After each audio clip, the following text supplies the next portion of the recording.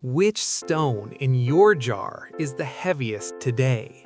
Write one word in the comments. Let's leave them here. And if you know someone who finds it hard to breathe under the weight of others' demands, send her this video. Support her. Follow us so you don't miss your station. Her day didn't start with coffee. It started with guilt. The alarm hadn't even rung, but a line had already formed in her head. The boss, mom, sister, friend. They all knocked on her morning with the same phrase, "You'll help, right?" She was a world champion of the word yes.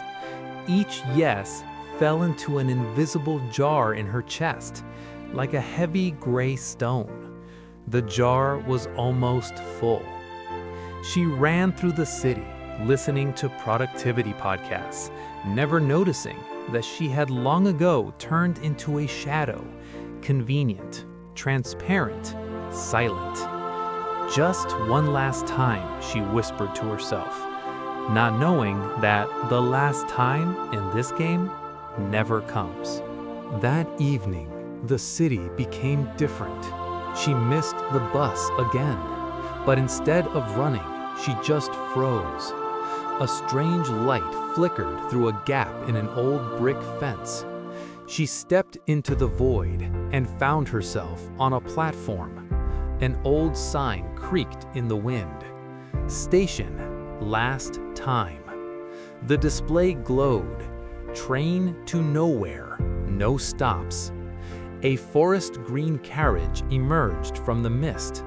The door opened silently, inviting her where no one else's expectations existed.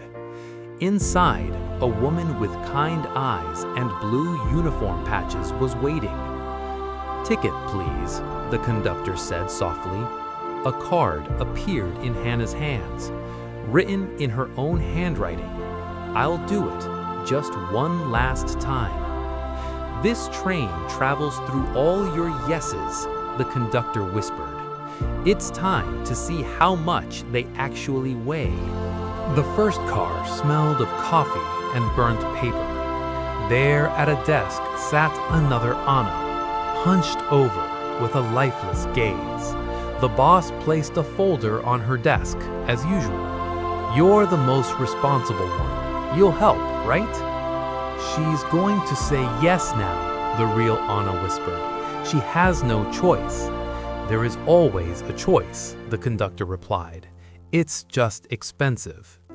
Anna stepped into her past, and instead of the usual agreement, she softly said, "I can't take this on. I have no strength left."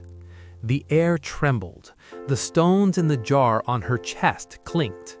Then came the family car. The smell of homemade soup and the endless "you must."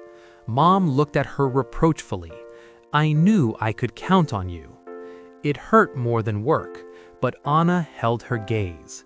"I love you, Mom, but I can't carry this for everyone." And for the first time in years, it felt like she finally started to breathe.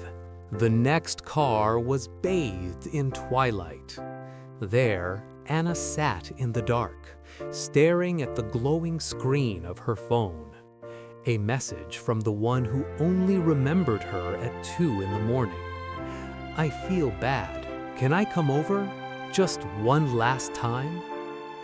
The real Anna stepped closer and gently took the phone from her own trembling hands. Her fingers reached habitually to type, "Yes, of course." But she slowly typed, "I'm not ready to be your late-night rescue. I need peace." At that very second, the car was flooded with the harsh light of a supermarket. Lines, crowding, strangers demanding she give up her spot. Let them go first. "What, is it too much to ask?" they hissed behind her back. Before, she would have shrunk away, but now she stood firm. She realized being kind doesn't mean being a doormat. She reclaimed the right to be inconvenient. And the world, surprisingly, didn't stop loving her. It simply started to notice her. The train slowed down. The car transformed into a quiet platform from her childhood. A little girl sat on a bench, in an oversized sweater with an old backpack. She looked at Anna with eyes full of quiet fatigue. "Did you come again for the last time?" the little girl asked softly. Anna's breath caught in her throat. She realized every time she said yes to others, she was saying no to this girl. She forced her to smile when she was in pain, to endure when she was scared. But as soon as they embraced, the shadows began to stir. A figure emerged from the corners, woven from hundreds of voices. "Be convenient. Don't be selfish. They'll leave you." "I'm not afraid anymore," Anna said into the void. "I'm tired of being convenient for everyone, except myself." The monster of words crumbled, turning into old ribbons. Anna picked up a single phrase from the floor that truly glowed. "You are allowed to be yourself." She entered the driver's cab. There, at the controls, sat her final copy, with a face that expressed nothing. Anna's hand rested on the lever labeled "Loop Stop." "I don't know how to live differently," she whispered, "but I know I no longer want to kill myself with my inability to say no." The lever gave way with a heavy sigh. The train screeched, slowing its run. Outside the window, dawn began to break, painting the world in the soft blue light of freedom. She woke up in her own bed, the same alarm clock, the same messages on her phone. "Will you help? Can you do it? You understand, right?" But now there was no longer a heavy jar of stones inside her.